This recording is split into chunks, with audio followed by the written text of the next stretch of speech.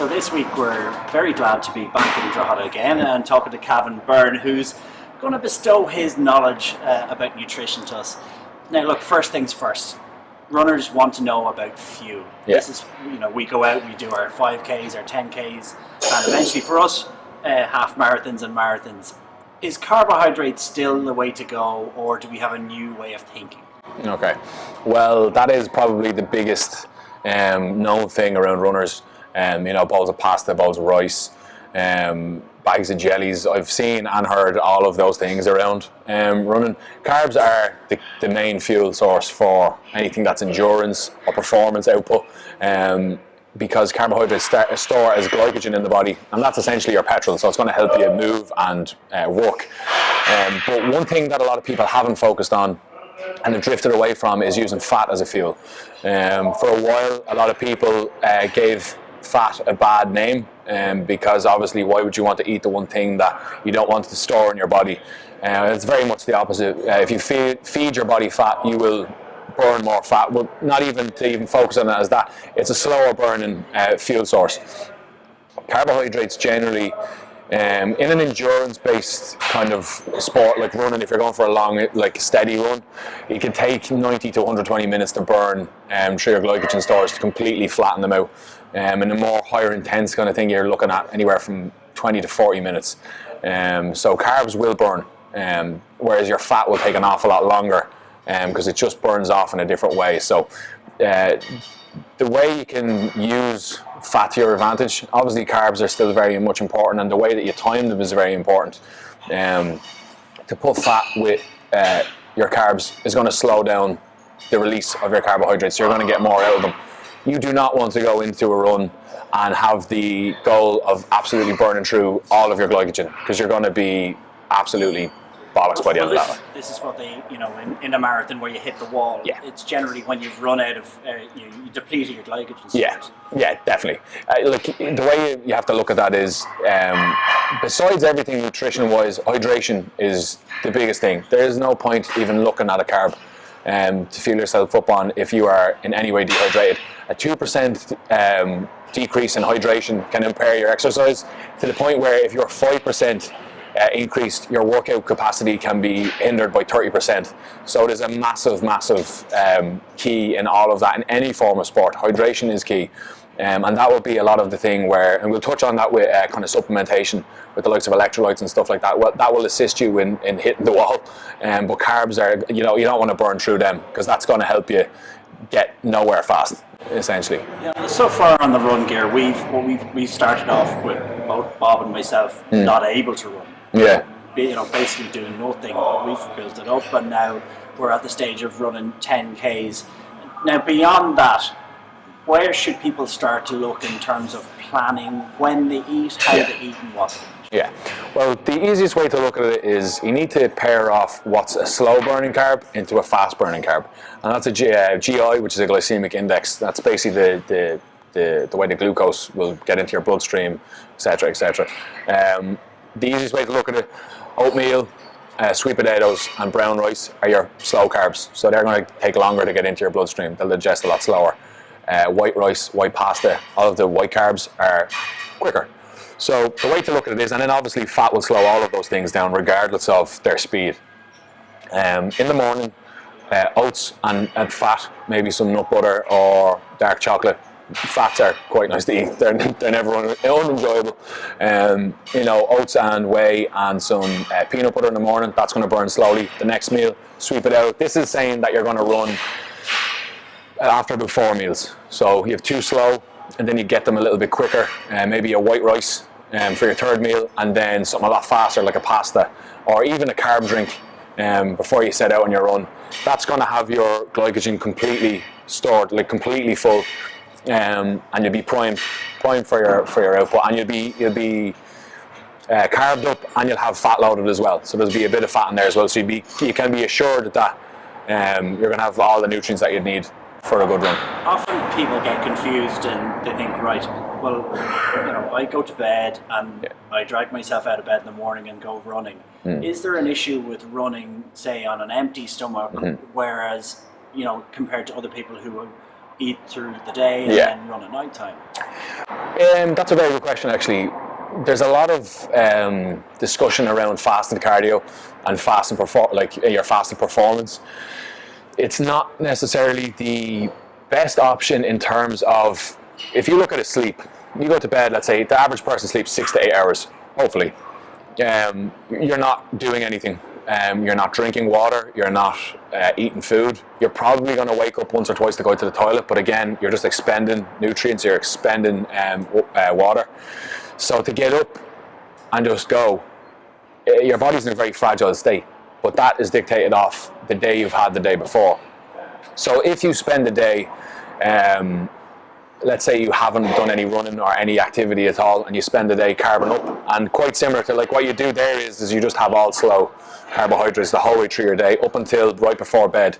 I know most people tend to think that that's a bad thing to do. Your body doesn't know what time it is. Your body knows that carbs are carbs and they want to store them. So if you have full glycogen going to bed, you're going to necessarily wake up with maybe not the same capacity, because your body still works as you're asleep. Otherwise you wouldn't wake up. So you won't have the same kind of level of glycogen stores, but they'd be full enough to be able to support you in a run. So it's a bit like a solar panel. You've taken enough sunshine, there's still going to be power there even though it's dark. It's not going to be optimal, but to be enough to put the work in if you needed to, Okay, so we feel that we've taken our run. Now, providing that goes well, we get through it. When you come home, there's that window, and I know from the world of bodybuilding, it's a time to feed your muscles. Yeah. So what do you feed them with? Well, it's basically the same thing that you fuel them with.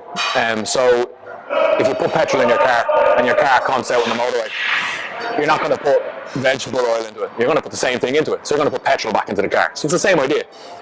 Whatever you burn, you have to replenish. So if you burn carbohydrates, you're going to have to replenish with carbohydrates and them same nutrients. So you're not going to change your source, you're just going to refill with carbohydrates. There's a few different avenues that you can take with that then as well in terms of supplementation, which we'll touch on again now later. But carbs are the key, and then again it spins around into the timing. So obviously you want to feed your body and refuel it as quick as possible, so you're going to give it the quickest carbs, so the white pasta, the white rice and stuff like that. Just before we go on to supplementation, talk to us about protein. Now we think of protein in terms of weight training, building muscle.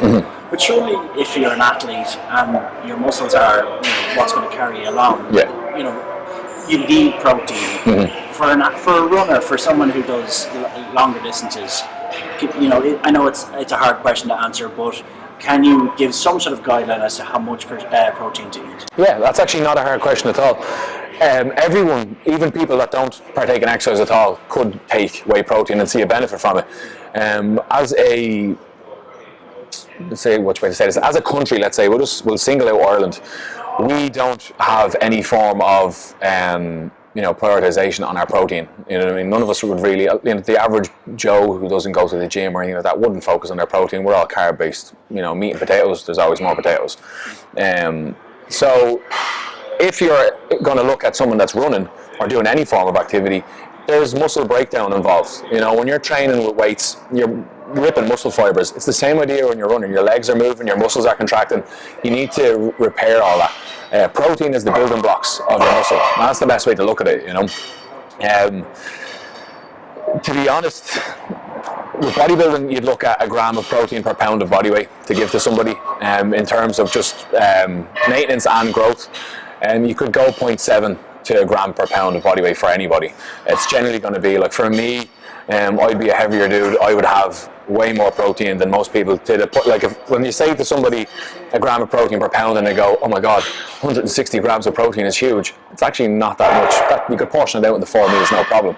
But it's as essential as carbohydrates. Carbohydrates will fuel you, but if your body's broken down, you're gonna, it's not going to work as efficiently, so you need to recover it. And protein is the key to that. Look, a natural follow-on from that. I presume, if you can get stuff from your diet and from every diet, that's great. Yeah. But some people turn to supplementation to get what they can't get from their diet. Exactly.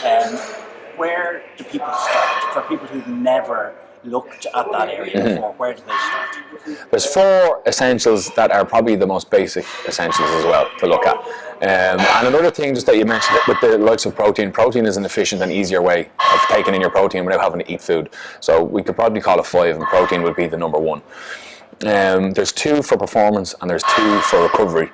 Number 1 we'd probably say would be dextrose or cyclic dextrin or any form of fast carbohydrate. You can find these anywhere. Dextrose is the cheapest. It's basically sugar. All carbs are sugar, obviously, but this is just a fast carb. Are these your isotonic drinks, your glucosides? Kind of like that, you know. Dextrose is just a refined carbohydrate. It actually tastes pretty sweet as well. But it's the quickest way to get carbs in, and it's easy to drink. You can get them flavoured as well. And something like that directly after a run would be essential for refueling in the most efficient way possible without slugging a big ball of pasta into you.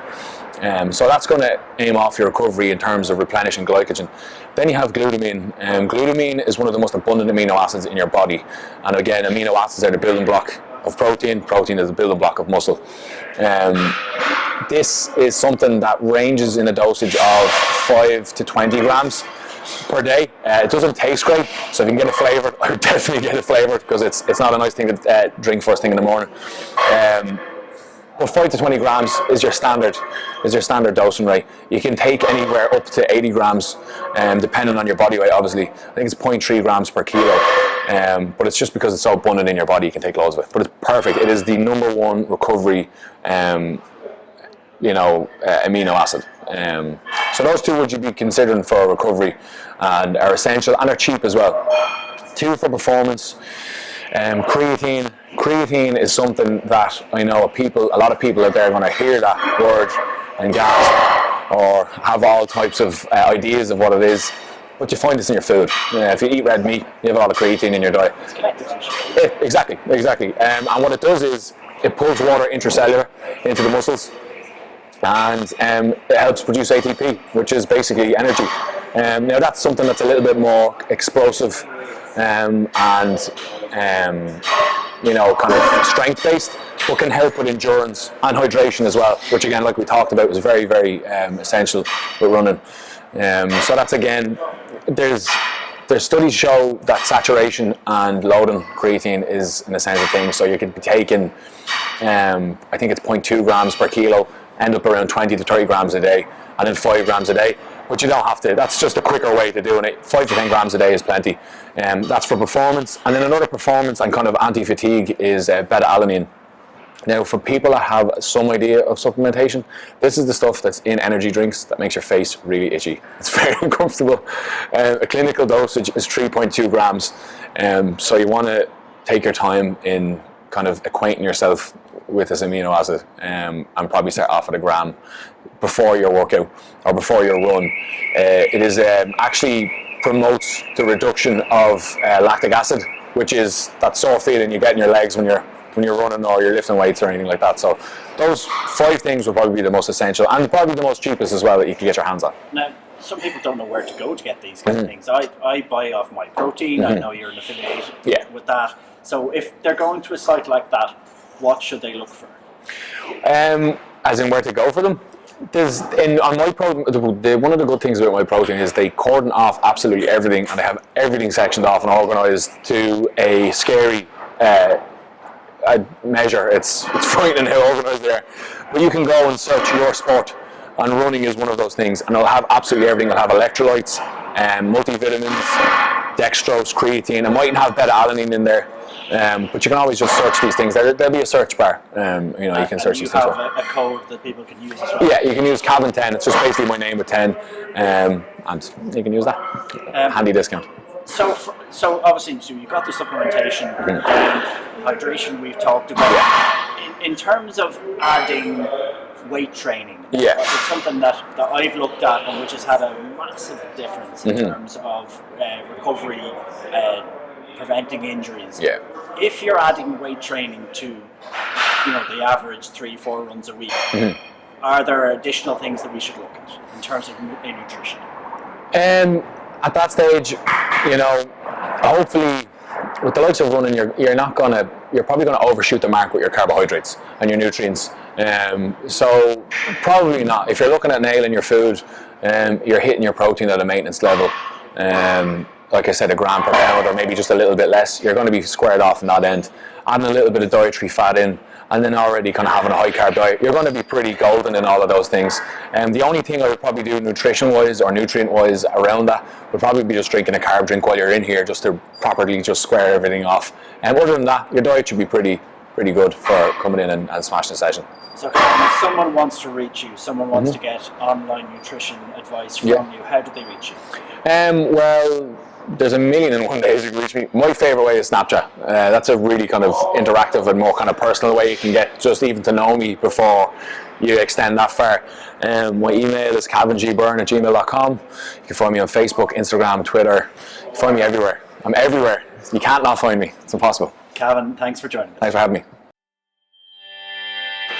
That's kilometer 1. Feeling good? Your supinator land on the outside. I know you said it was your left knee that can give you a bit of problem. You're just buying these things. We only came here to get the gate and now. People, my kids have been in really